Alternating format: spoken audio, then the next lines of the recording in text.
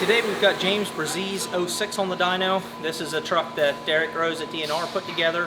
This has BD towing twins. It has 60% over S&S injectors, 10 mil S&S CP3 I believe, ARP 625s, built trans that Derek did, so pretty much all the supporting mods. And he's just trying to get as clean of a setup as far as drivability. And they also wants to see what max power it made. So first setup on tune 1, we did 543, and tune 5 did 862. So pretty happy with the max power numbers, but it didn't. We maxed out the CP3, and I think I can make a tick more by pulling fuel quantity back. And I'm also going to turn tune 1 down a little bit more. He just wants tune 1 as clean as possible, just so he can drive around smoke free. The twins spool really fast. I'm just trying to work on the low end fueling and get it as clean as possible. So we'll get this thing dialed in and see what we can end up with by the end of the day.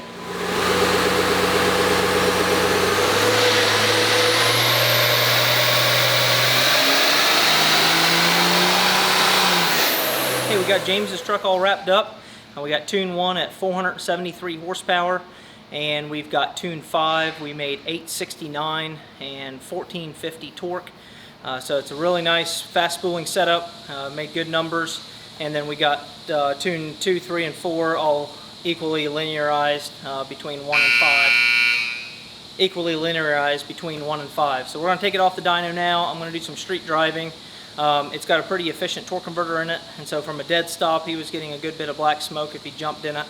It's not possible to always get rid of all the smoke, or otherwise you make it too. It's not responsive if you put too much boost limited fueling in it. So I'm going to drive it. I think I've got it really close where it needs to be, but if we need to adjust it after a street drive, we'll do that. But otherwise, we're ready to get him off the dyno and send him on the way. Hey guys, so today we are doing a good bit of finish up work on the Maverick cooler. So really right now, we are just basically finishing up the hood stacks is our main thing that we're working on. Plumbing is what else we have to do on it. But other than that, really, we're pretty much on our end, we're all done. Drew and a couple of the guys at D&J, they got to get some more random stuff finished up. But yeah, we ended up doing, instead of merging into one pipe, we just actually ran 2 hood stacks instead. So we're just going to have 2 basically mirror imaging hood stacks on the outside of the hood. You know, this stuff you'll see under here, we're basically just making everything fit. Just getting a little tight in here. But other than that, really, I mean, yeah, just kind of finishing up stuff. Yeah, not a whole bunch, but have to get some fittings and stuff for plumbing, just to, since it's a little more one-off than what we typically do. So yeah, just a couple more little odds and ends to finish up, and we can go pulling. The Cody is crooked. This is a VP truck that we're fixing some oil leaks on. Josh has been tearing this thing down, and it was extremely dirty.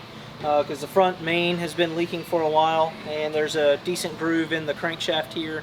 So he's going to put a repair sleeve on here, and he just put the cam back in. We had the whole front cover off because it was also leaking behind the front cover.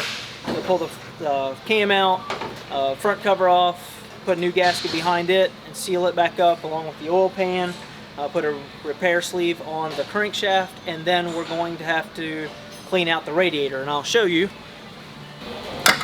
You can see when all this oil build up, the fan just slings it around, then it coats the radiator in oil, and then all the dust collects onto it, and now your cooling system is not working efficiently.